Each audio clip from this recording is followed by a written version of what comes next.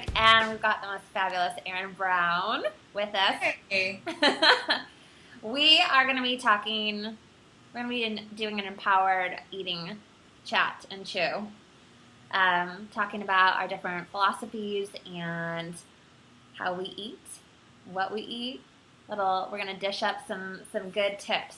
So, and we definitely want to hear your comments and your insights and any type of questions that you have. So make sure to leave those below. And we're going to have a challenge for you at the end. So let's just dive in. What's up, Hi. Erin? Hi. How are you? I'm really good. Good. Good. It's been a doozy of a moon, and I'm excited that it's over. Is it over? We're talking about the what is it? Is it The honeymoon that just happened? The big honey full moon? yeah, Anyway. which was beautiful. By the way, I It, have to tell you that I think like the first night of it or whatever, I woke up at like 4:30 in the morning. Hey, Lola, you want to say hi to everyone? this Oh, is and her call, Samantha Molly. too. Okay, we're all in now. Woohoo! Yeah, I woke up at 4:30 in the morning and just like walked outside onto my patio and looked up at the moon and I was like, this is so bizarre. Why am I up at 4:30 in the morning outside, no less, and staring at this moon? It was so Right. beautiful though, and I could not go to bed or go back to sleep, so I was up. But Amazing. isn't that weird? Like, No, it's great. I think it's very energizing in a way. I think if the ocean and its tides bow to the moon, it makes sense that we would be affected by it. You know Yeah. what I mean? The ocean. Come on. We are too. So let's just talk about food. Yeah. What'd you have this morning to eat? Uh, it was an awesome.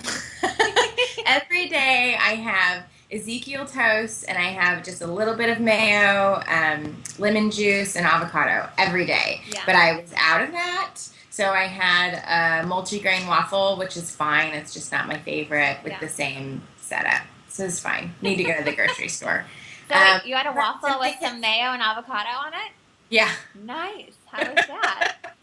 Well, it's what I don't know. Something about the grains with the avocado in the morning is like really sustaining for me, and I don't get hungry until much later in the day. So anything else I've tried just doesn't sustain me long enough. So that's my favorite. Yeah, avocados are freaking amazing for, well, they're full of fat, and then they just keep us full for super long. I love to put avocado on, I'll put it on a rice cake, I'll put it on a piece of toast, or I used to eat Ezekiel toast actually when I was younger, but since I've got celiac disease and all that good stuff, although I think they do now make a whole gluten-free, I would be extremely surprised if they didn't make a gluten-free line.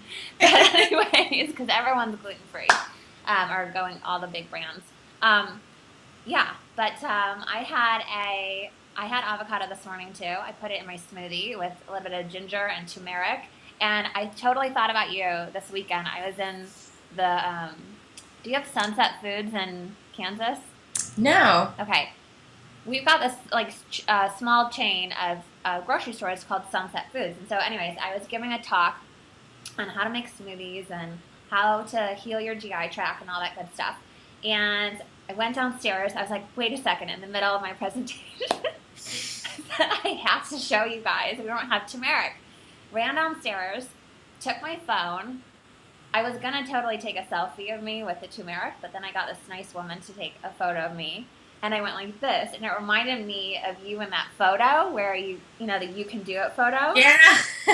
And so I'm totally going to steal that from you, but I'm not going to do the you can do it. But I'm going to do a play off of Rosie. the milk. That like milk does a Oh. body good, but turmeric does a body good, because it totally does. Do you eat So turmeric? that's an interesting thing to talk about. You said everybody's going gluten free, and you meant companies, but also people are, and you are gluten free. Yeah. I know you also have some concerns about people just randomly choosing to be gluten free. What say you of that?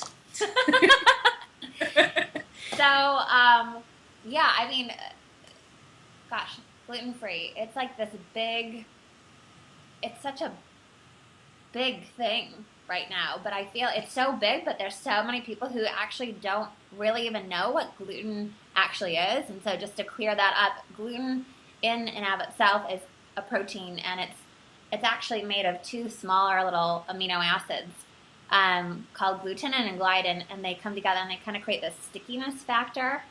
And there's a ton of reasons of why gluten, is not good for us, or why this, huge surge of gluten issues or intolerances and sensitivities and, celiac disease is on the rise. But I think there's a lot of confusion on, why should I go gluten-free? And it's more of, going into this diet and trend phase instead of actually, looking at, what's really going on and getting to the core issue. And especially for me, there's a lot of stuff, that we're always dealing with. But I like to go to the core, it's like a waterfall, right? And so most of us are kind of swimming and trying to figure out what's going on at the bottom. And we keep getting pummeled with different things, whether it's symptoms or just not feeling good, whatever it is. But when we can go back up the waterfall to this spout, I guess, or the, what do you call it? And whatever it is, and plug that up, figure out what's going on, that's great. And so the whole point about that crazy analogy is that gluten is like in everything, honestly. It's in like everything from toothpaste to, beer and baking soda. I mean, it's crazy. And for me, having an autoimmune disorder, that's a really big deal. But I don't set myself aside or higher or lower or wherever than anyone else who's going gluten-free because they want to feel better. That was basically when you get to the core of it, how do you want to feel? Most people don't want to walk around feeling like shit. They want to feel good. And so, to that I say, if you want to go gluten-free, because the reason is that you want to feel better, and you do in fact feel better when you take that out of your diet. And when you're taking that out of your diet, you're usually taking a lot of processed foods out. So overall, I mean, I don't know, I kind of just went on a rampage there.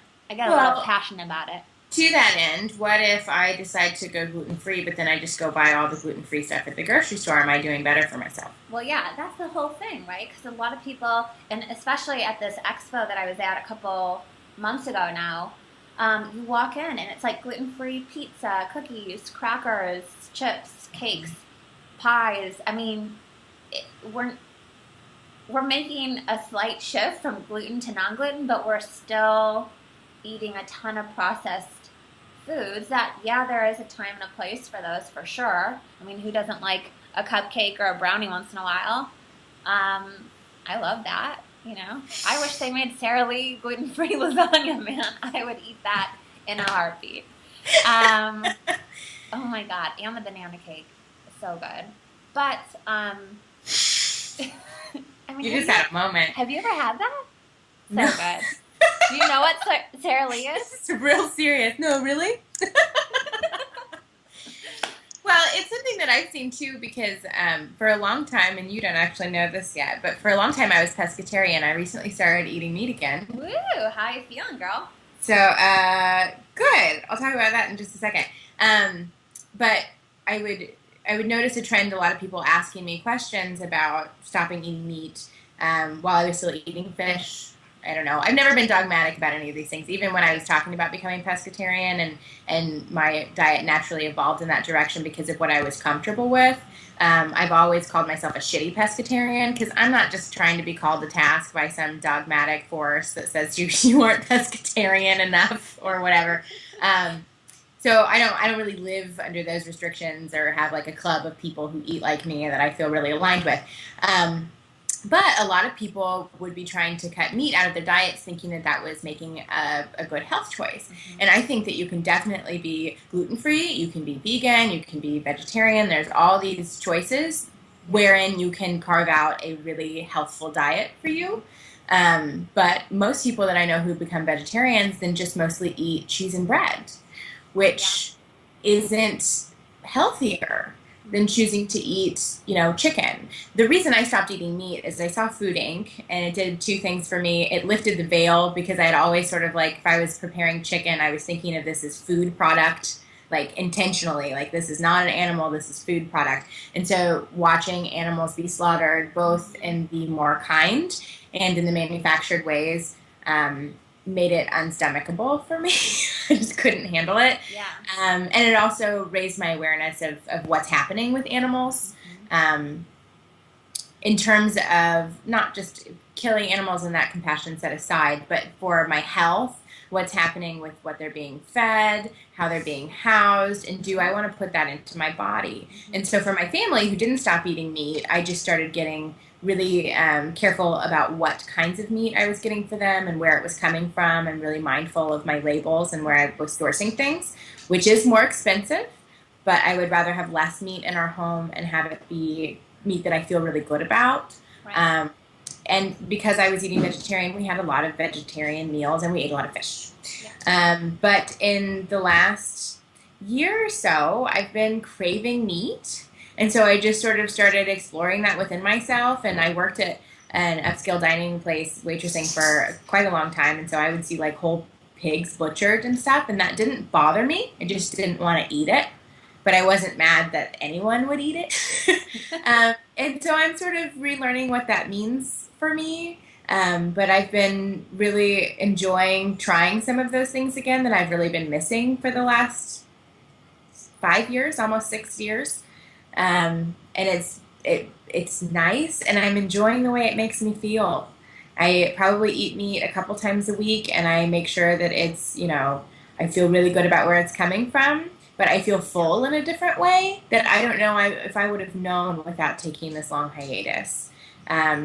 So I know I've always had a problem with, or I don't know, had a problem with, that sounds like I'm mad at them. It's always been a struggle for me when I see people who are really dogmatic about a way that they eat, because that may change and your mind may change. And so when you look back at my blog post, I've never been an advocate for eating in the way that I eat, outside of thinking about how you feel and trying to incorporate more whole foods and less processed foods, because I believe in that really basic principle of feeding yourself. But when people would ask about my eating meat, I was just like, well, here's where I'm at right now. Mm-hmm. And that's pretty great because that's changed, and I don't have to go back and go, oops, I was really wrong at yelling at everyone for not eating like me, because I've changed my mind about what I want to feed myself. And that doesn't have to be what everybody does. It's just about feeding me. I think that's a really important point because, it starts in the mind. I really think that's where everything starts. Whether it's a belief or, maybe it is a thought or a feeling or something like that. But I remember when I went in grad school at Bastyr, and just up until a couple years ago, it was an all vegetarian cafe. And, I was a busy grad school student, so I'm just going to eat at school because I was going to be there all day, and it's all really great, sustainable produce. But what I started feeling was really lethargic and tired, and so I was like, I can't do this. I've got to be, eating meat or getting that, at least some whether it was eggs or whatever it was, getting some really, good quality protein. Okay, the door is opening. My dog likes to open doors. It's getting really dark here too. Anyways, I think another really interesting point to talk about too is that it doesn't have to be this black and white thing, that we can kind of change the way that we do think about food and our lifestyle, and that things are on a spectrum. Because when we get into this, right or wrong, good or bad, black or white thinking, there's no gray, there's no leeway, and so it can make us feel like stuck. And when we get stuck or overwhelmed, then we, don't really move forward. So right. I like this whole concept of, experimenting and experiencing how you're feeling and coming back to the feeling of your body. Because that should be your validation, not Exactly. the community you set up around you who agrees that your food choices are correct. And to be quite honest with you, there's a lot of, I'm not going to name names. I'm sure people have certain, ideas of it, but there's some certain groups of people who are extremely dogmatic on various topics of nutrition and diet. And to be quite honest, none of that is evidence-based. It's not scientifically sound, and not that it all has to be scientifically sound. I think there's a balance there again of evidence-based versus intuition. But having a balance, I think, is key, and it doesn't pay attention to what you're experiencing. Yeah. If you find someone or a guru or a book that you're working through, I know a lot of people do Whole30, for example. I'm going to pick on that one because I don't know anything about it, so it's not like a point of contention for me. Whole30. I have no idea. What's that even about? I don't know if it's paleo or if it's just about whole foods, but I know lots of people who've done it, and it's a 30-day challenge of eating in this particular way. So, perfect. Neither of us know much about it, so it's good because we're not attacking it or celebrating it. So there's this thing, for example, that I know a lot of people who have done and felt really good about, and they continue to revisit that regularly and doing another 30-day challenge with themselves. I know that it has to do with whole foods. I'm just not sure what sort of things it's eliminating outside of processed foods. Anyway, it's awesome if you find something like that and it feels really good to you. Yeah. Just let that continue to be why you choose it, and for some people that may not be the thing that really works well for their lives or for their bodies. And I think that we're all different. This is a weird thing, but I think that people really respect that when it comes to alcohol. Like, some people are red wine people and they'll just have one glass and then they're good. Some people can drink a case of beer and function the next day with the right combination of peanut butter and banana sandwich or whatever. Like, everyone that's an adult who drinks has this sort of formula for how they do it. And a beer person doesn't try and convince a wine person otherwise. We just sort of know how our body responds to different things because most of us screwed that up real bad in college at some point and figured it out. Yeah, right. Right.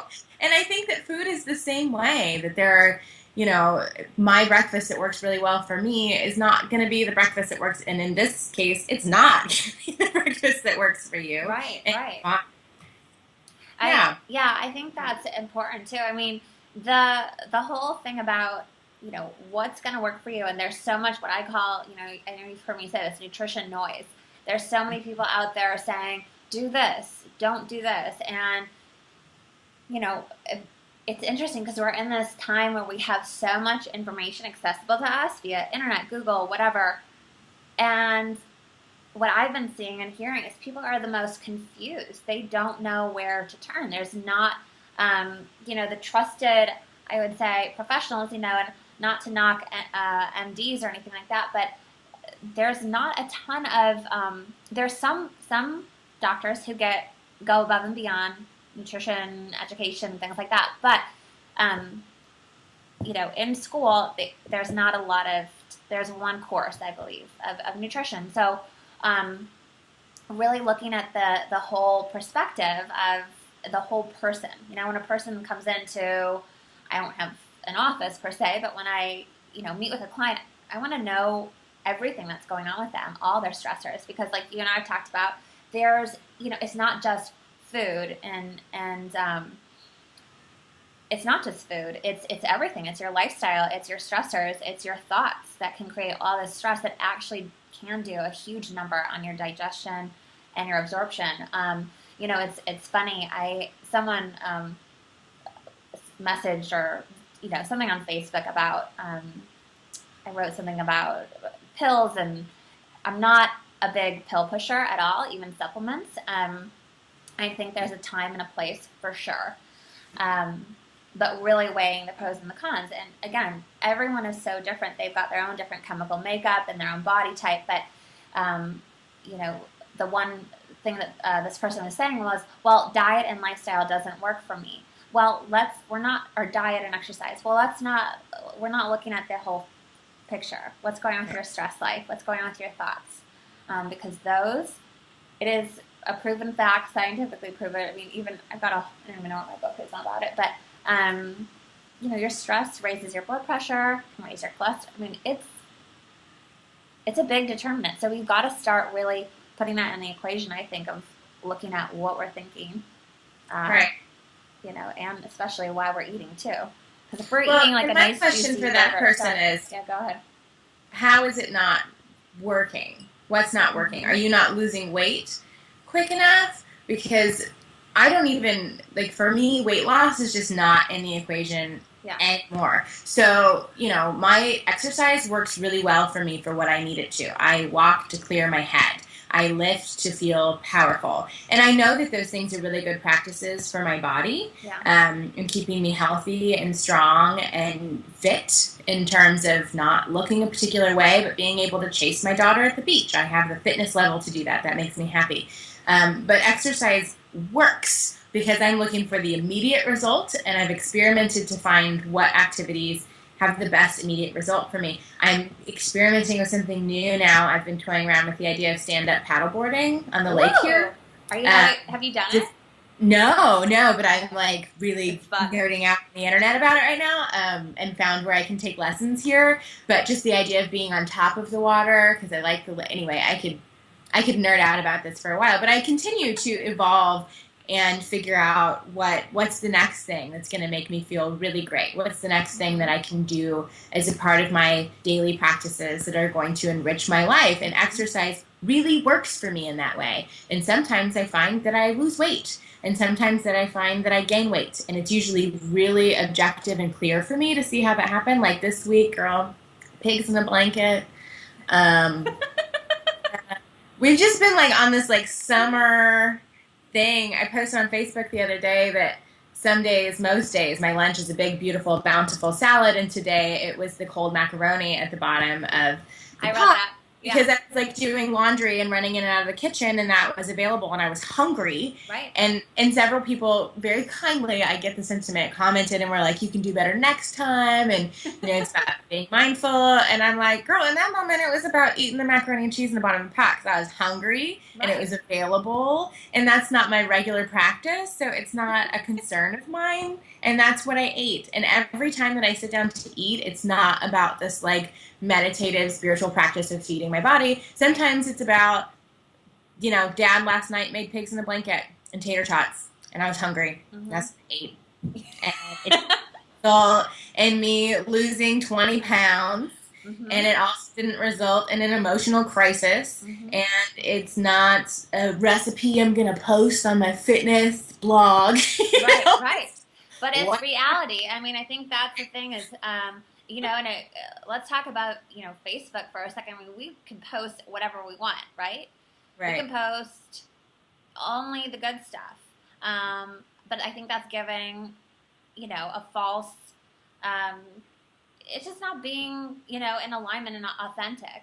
And I think that's one of the qualities that why you and I connect so well is because it's that authenticity and just being real and saying, hey, this is what I had, and I'm raw and real, and like it or love it, or you can leave it, right?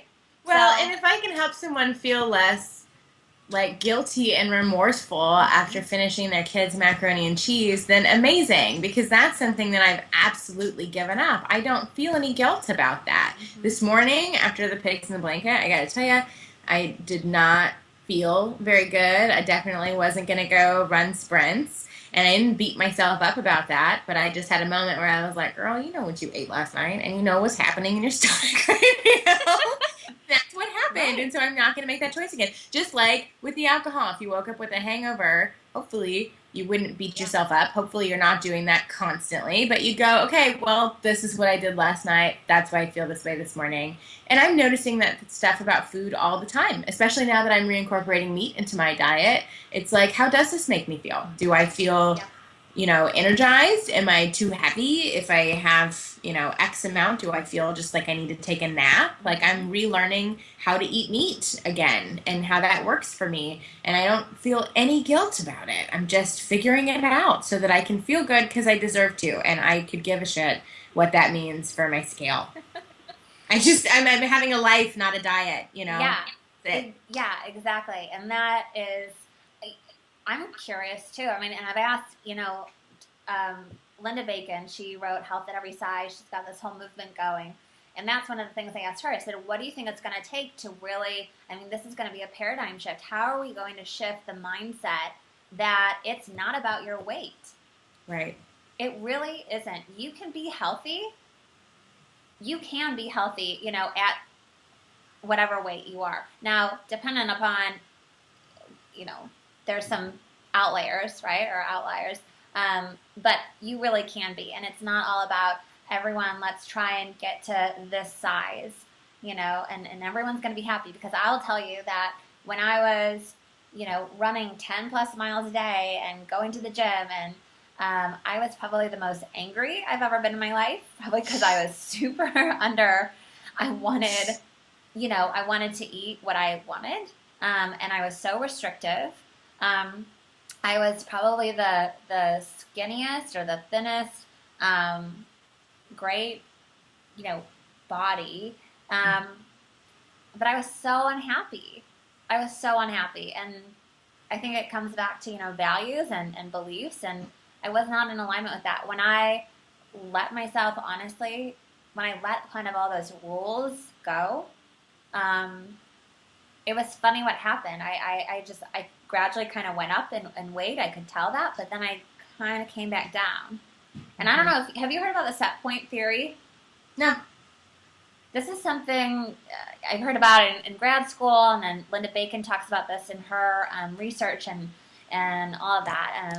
But she basically talks about that when we're not dieting, when we're just having a lifestyle and really listening to our body's cues and clues, that our body just naturally will tell us what it needs when it needs it, and we'll kind of move into this range of where we're supposed to be at, just naturally, for our body types. We don't have to worry about it. Right. Well, and I got to tell you, I have been thinner. When I was training for a half marathon, it was the most cardio I was ever doing. And before I started that, I also got really passionate about strength training, and I wasn't going to give that up. So I was exercising a lot. And it wasn't an obsessive thing. It was just like I had this goal and I have this going on, and these are all the things I have to do because I'm really into it. Yeah. And I was. And I got the thinnest I've ever been. And it was interesting being that size. My favorite thing about being thin, I gotta say, was that I could wear a camisole tank top and be like totally conservative. That was not something I had experienced before, because a camisole before for me was like, oh, yeah, I have arrived. So that was really exciting. But as I sort of level out and I still strength train, I still run, I still do all of these things, and I still am really mindful of what I put into my body. Not every bite I take every day has to be mindful in terms of fueling my body with the purest ingredients. Sometimes it's because funnel cake. It's summer. That's what I'm thinking about. I had funnel cake recently. It's really life, not a diet. I find that my body naturally likes to have a little bit more fat on it and some curves, and I like it better for me. Yeah. Not in terms of, so this is the ideal body for everyone now, but for me and my body and what I like to sit on and walk around with and the hips I like to swing around, I like to be big. And that's something that I fought for a long time, and now I'm like, no, this is how much space I need. Yeah. This much. And I like taking up this much space. And sometimes I like to take up this much space. There's something about that. I think there's something about that. And you talk about this. You talk about not shrinking. Mm-hmm. And I think there's something about really occupying the space that you're in a big way. Right. And doing it and standing. I mean, women are powerful beings. We are. And we need to stop hiding from that and stop trying to fit into someone else's body or ideals or values or whatever.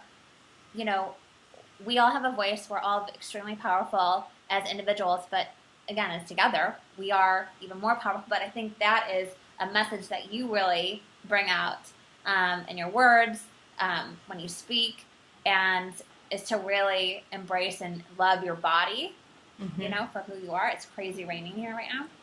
Can you hear that? No. Oh, gosh. So, anyways. It's the Midwest. What do you think? You guys get Yeah. crazy stuff. I mean, have you guys had, just totally off topic, have you guys had any tornadoes or anything? Nebraska, Okay. which is where I used to live. Okay, One knock on state. wood. We're not even going to bring that up, but yeah. So anyways, but sorry. That's okay. Yeah, so talk about that. I mean, talk a little bit about standing in your power. Well, I don't know. I don't know what the chicken and the egg was for me in terms of being comfortable in my personal power. I know that I really identified as that being my problem and not my weight when I was having my daughter, because that made things really clear. Wait, as that or fat? What did you say? That. Sorry. That. Okay. I think that when new life comes or when someone dies, those two, big faced with your life places is when things get really clear. Mm-hmm. And when families come together or whatever you're stressed out about, if it doesn't matter, falls by the wayside. And so my daughter coming into the world to me meant I needed to be a better role model. And for the first time in my life, I realized that isn't about changing my weight. That isn't like I'm scared she's going to have a fat mom and be a fat kid. It's that I am terrified of my personal power. I'm terrified of how much space I take up. And I'm terrified of being big, and I was always meant to be. And our little girl is meant to be big. And I mean like in epic proportions, not her body, whatever. No. And so I had to show her how to hold space for herself. That is not easy, because our culture does not celebrate that, I posted something about Beyonce's song lyrics the other day, the Pretty Hurts song, because it's really beautiful about self-esteem and expectations of girls, and it just really fit with my message. I also personally love Beyonce, whatever. And immediately the comments, and not all of them, but there were immediate comments that said things like, Beyonce is what's wrong with Christianity and the world.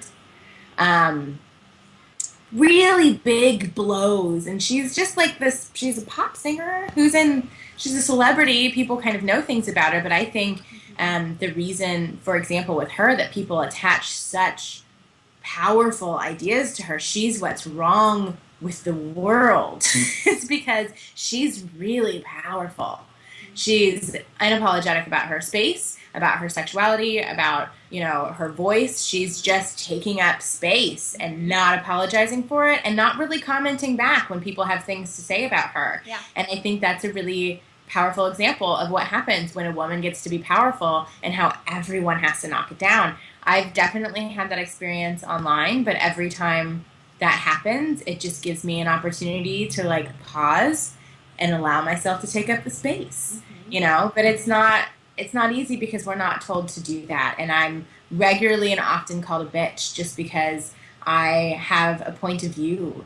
And it's actually a very compassionate one, and it's a thoughtful one. I'm not bulldozing people, but the fact that I have to preface saying I have a point of view with any of those things is pretty telling. Yeah. But yeah, it's really important to me. And as a role model for my daughter, it's the primary thing I want for her. I don't know if she's going to be, what she's going to do, what she's going to be passionate about, but I want her to feel comfortable taking up space and walking into any room and knowing she deserves to be there. And that's something I didn't know for a long time. And now I'm like, well, hell yeah, I deserve to be here. Well, and these I'm walking in. And I think she's doing that, because you posted the other day, I don't know, something about, excuse me, Mom, I've got to check my email, or She's very assertive. and that's awesome. That is so awesome, because I think as, women, there's some of us who, I would probably say a majority of women probably kind of just stand back and don't step into their space. And usually that's for, a multitude of reasons, but I think it's usually fear-based. What's going to happen? Who's going to say what? Yada, yada, yada. Now, can you hear it? Yes. Yeah. And so, for me, one of the biggest things, because I faced a lot of that when I was younger, when I was 13, being called obese Elyse and all these, hurtful things. But knowing, there was such an inner knowing of, nope, this is what you're doing. Sorry, but, not even a sorry, no, this is what you're doing, and keep moving forward. And there is something very powerful about, I kind of think of it as like putting your blinders on and just really, you can think of it as like kind of creating a white space around you, or putting some serious space in your area, so that, because whether you want to believe this or not, I mean, we are all energy. I mean, we're all energetic beings, and so when someone comes into our space that's not matching us, we can either move towards them or we can move away from them, and it's all dependent on where we want to be going. So, and that kind of brings us back to goals and values. And I don't know about you, but I'm a huge goal setter and making sure I've got things down where I'm going. Right. I really believe that if you don't have it written down, it's not happening. Yeah, I'm in a crux of that right now. I'm finishing my book. Yep. I got a couple weeks to have final copy, and then that's going to be available. I have people going through it as a program right now, and some speaking engagements lined up. So I'm always just trying to think about what the next thing is and what I need to do for the next thing, because if I think about all the next things, I get super overwhelmed because I can feel what's coming, and I can't.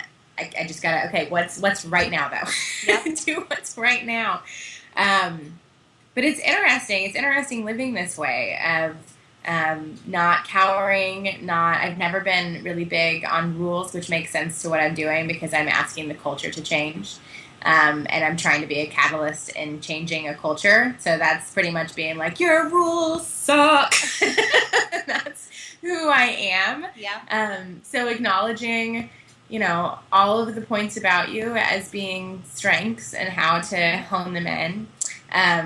I'm very emotional, and that's something, again, that I used to think was a weakness, and I tried to hide that. I tried to shrink that. I didn't want anyone to see me cry because then I would be an emotional woman. And look, I am an emotional woman. I am a woman who is emotional. Yeah. And all of the ideas that I used to attach to that were not mine. They were not my ideas. And now I realize it's a huge strength that I can experience and articulate a wide range of emotions, and I articulate them for other people, and it helps them, as opposed to something I should shrink. All the things I was trying to shrink about myself before were my greatest assets, but they were things that I felt other people trying to quiet, and that doesn't make them wrong. It might just make them fearful.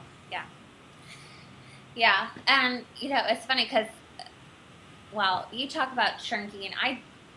Shrink in my world is a different terminology, but which is funny because and it's a play. I mean, it's a play on words for the most part, because when I think of shrink, most people, when they think of shrink, actually it's funny because when most people hear the name kitchen shrink, do you know what they think I do?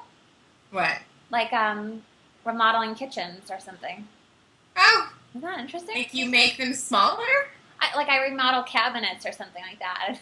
That's interesting. I always love hearing what people think of the name, but most people think of psychology or psychologists or therapists. I don't know. I mean, I'll give my personal, because I can't speak for everyone, but my own personal thoughts of psychologists and therapists before I went through my program was, I wanted to know what they knew. I was like, but I don't get it. I need to know.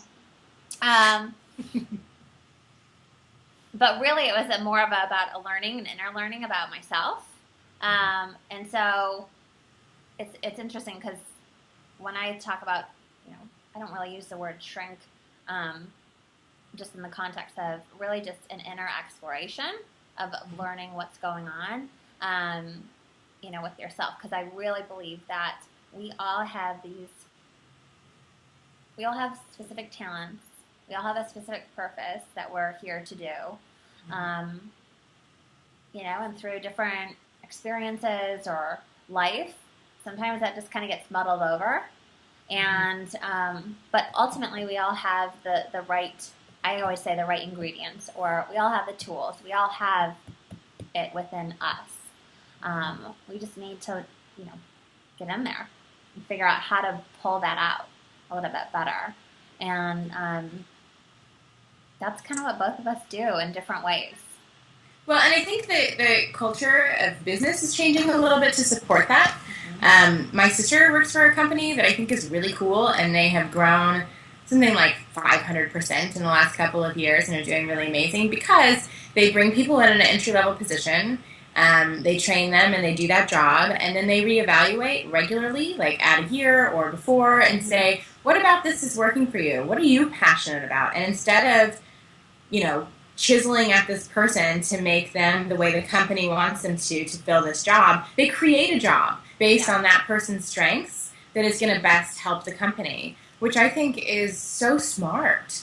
I've spent plenty of time in my various careers trying to become differently so that I could fit into the box of the job, whereas if they had been utilizing my strengths all along, they would have been benefiting a lot more from them. And so it's interesting to see that happen for people who are working in a more traditional setting.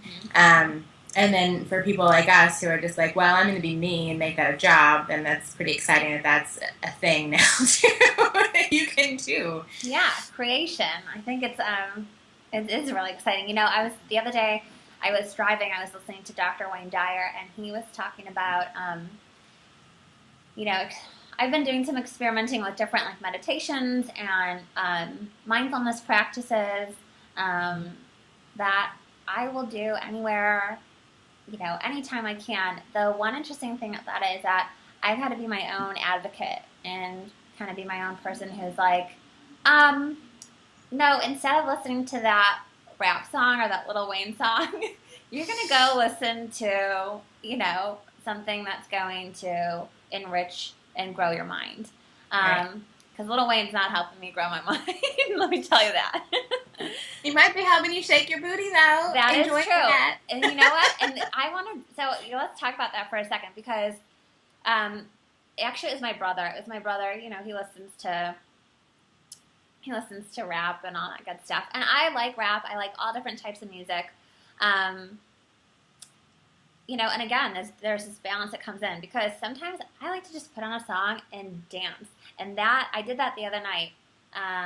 And I think, I've talked about this. I love belly dancing. I think it's one of the most I didn't know that. What? Have I never told you that? That's awesome. Oh my gosh. It is one of the most empowering things. And for me specifically, I've always had a not so great relationship with my stomach. I've always wanted it to look different. I've always wanted it to be flat. I've always, pinched the sides. Belly dancing, girl, that doesn't work. Exactly. So that's why when I did belly dancing and, my teacher, this was in Seattle, Washington, when I first started, she was this beautiful woman. She was, a little bit larger, and she walked around with, like a bra on, basically. Mm-hmm. And, this little, jingles. Bra. Yeah. And I remember thinking, these were my thoughts then. How can she do that and feel comfortable? And that's not attractive. And, these were my actual thoughts, And I'm going to own that, because that's where I was. As I was going through the course and stuff and watching her mannerisms, watching the qualities that came through, getting beyond the physicality of what she looked like, what was, her confidence, her self-worth, her, just, I don't know, she had some swag, She really just knew how to carry herself in a really elegant manner. And the way she spoke and how she spoke about the movements and the dance and where that energy comes from, your core. And it just was a really beautiful thing. And so I got to embody that and, became comfortable. When you're in a different dance, most dance studios have the mirrors and stuff like that. So, watching yourself in the mirror, that was a really big healing and learning experience for me. And now I love it. And I totally, totally embrace that about my body. And then different ways. Think whether it's exercise, whether it's, growing your mind, whether it's food, getting, I think, variety is Yeah. really the spice of life here.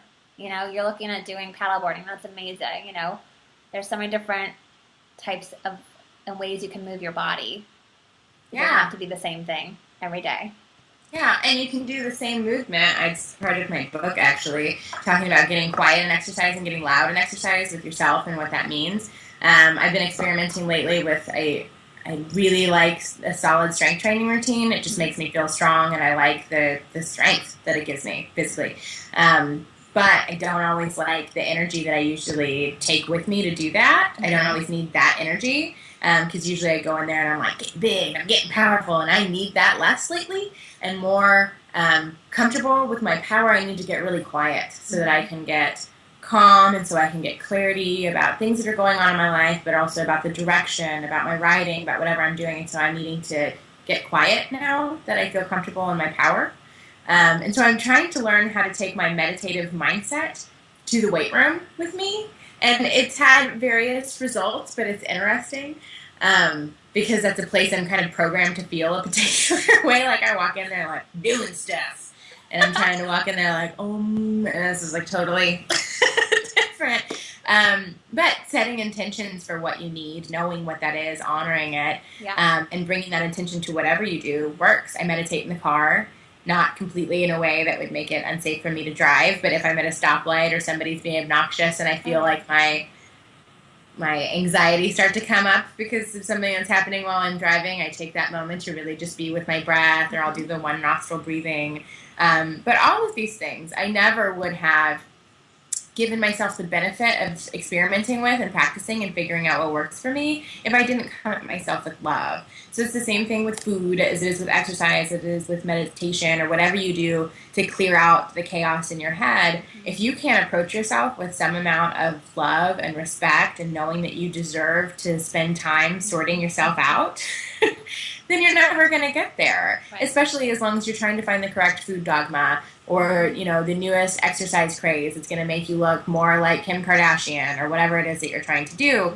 That is all really belittling. It's really about changing yourself to be different than who you are. And it doesn't honor what you enjoy and what you want for your life, at all. And you thinking about the bodybuilder, the belly dancer was really just your insecurities, with your own stomach reflected onto her. I'm sure she has troves of people who think she's like the hottest around, and every body type and every kind of person does.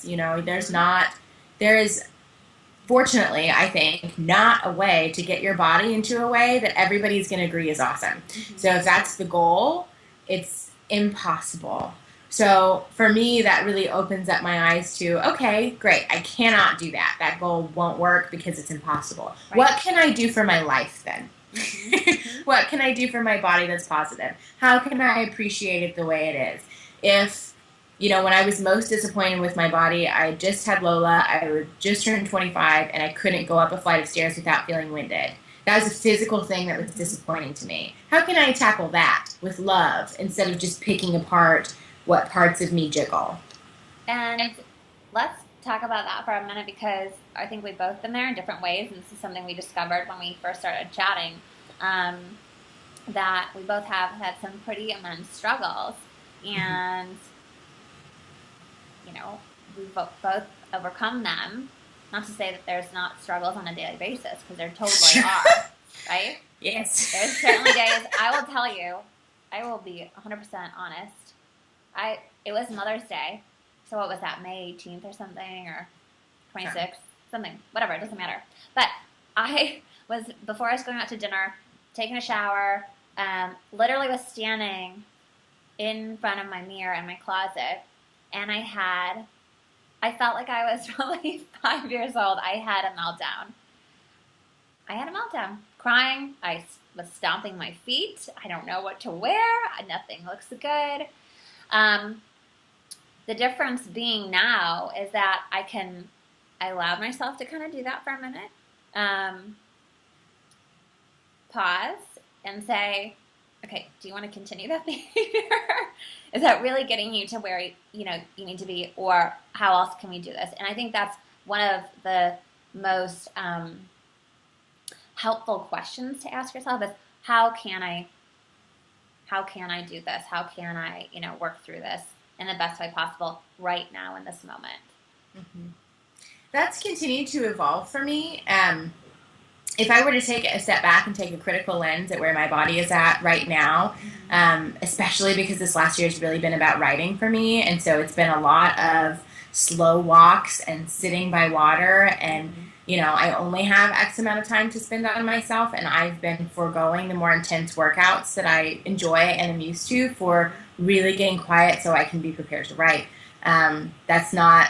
I hate this language. I hate this culture. That's not an excuse. I don't need to make excuses for my body. The last year of my life has been about writing and getting quiet. Yeah. Period. And so that has changed my body in some ways that are not irreversible. It's just what it is right now. Yep. So if I'm being critical, there are things about my body that I don't love, that don't make me feel sexy. When I look in the mirror, I'm not like loving what's going on with your knees right now. Like, that's not happening for me. But what happens to me in that moment and has kept me from these temper tantrums that I totally get, but I'm just sort of, at least at this point, feel like I've moved beyond, is that I know that I have a finite amount of energy in my day.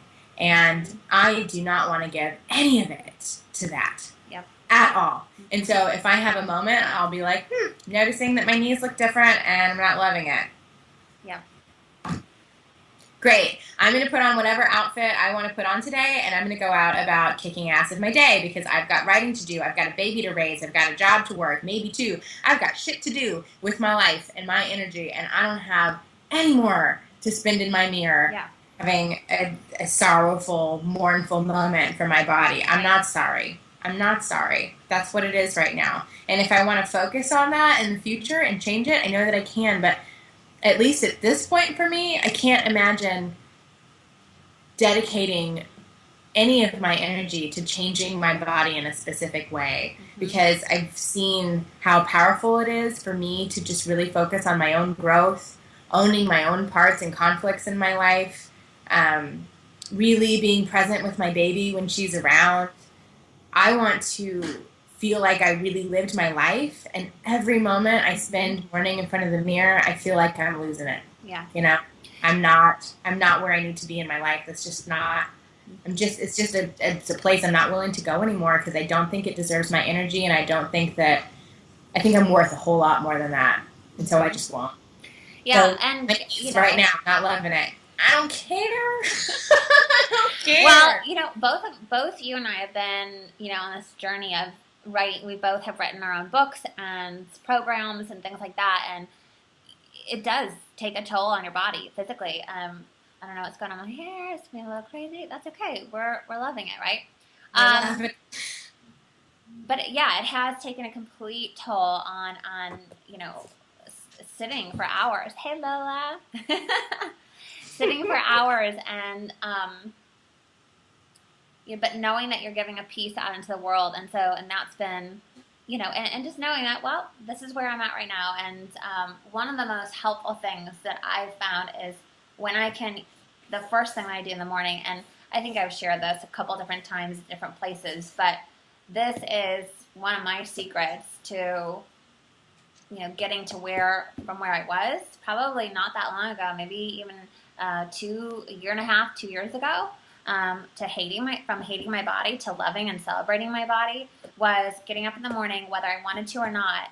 The only commitment, was you're going to look in front of the mirror and say that, good morning, I love you. What can I do for you today?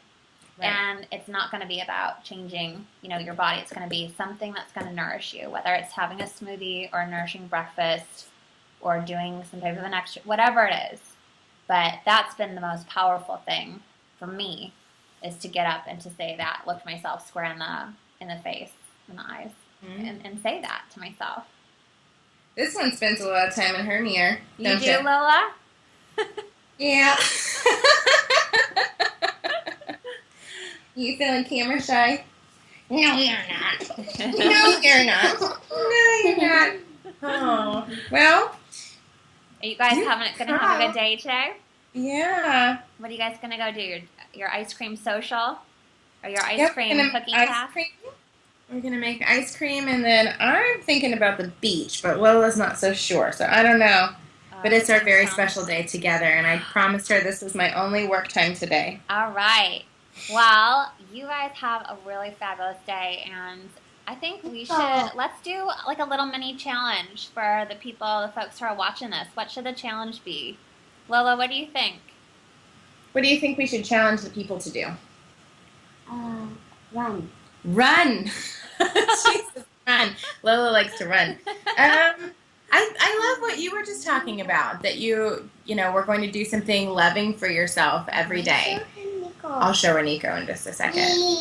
I think that's a different way to approach it than what am I going to do for my weight loss today? What am I going to do to perfect my diet today? But just what am I going to do that's loving for myself today? Mm-hmm. Lola wants me to show you our dog. Let's see. Nico. I don't know how to. She's a girl. Can you see her? Nico. Oh, she's darling. Is she one of your buddies, Lola? Aww. Yeah. Oh. So yeah. The only thing that I hate about being a woman is the sort of safety precautions that I have to take. Like, I can't just go for a walk at night. Yeah. And so that's why I love my puppy, because that makes me like, well, I can go wherever I want to with this dog. So she does that with me. Anyway, it's great to talk to you. I think we so covered good to talk to you. Yeah. Variety topics. Thank you. Yeah, and for those of you watching, comment below. What's one thing that you can take away from today's conversation? And what's one thing that you can start implementing, and just start by asking yourself, how can I love myself today? What's one thing I can do? Whether it's, if you really enjoy your coffee in the morning, have coffee. If it's going to take more away from you and cause more stress to not have something and to eliminate something, don't do it. Unless it's really causing you, some serious physical symptoms and emotional symptoms. But do something that's going to nourish you. So, perfect. Have a happy Wednesday. Thank you so much, Erin. Thank you, Lola, for being our special guest. She said thank you. She's crawling under the table. It's fine. Fab Camp is coming soon. Make sure to click the link below to sign up for updates so you'll be notified exactly when enrollment opens. Can you see me or are you stuck? No, I can see you. Okay, you're stuck to me, but I think it's just my computer. 1 second. I'm getting the circle. Okay, it's recording. Apparently I was recording that entire time. Okay, we'll cut that out or whatever.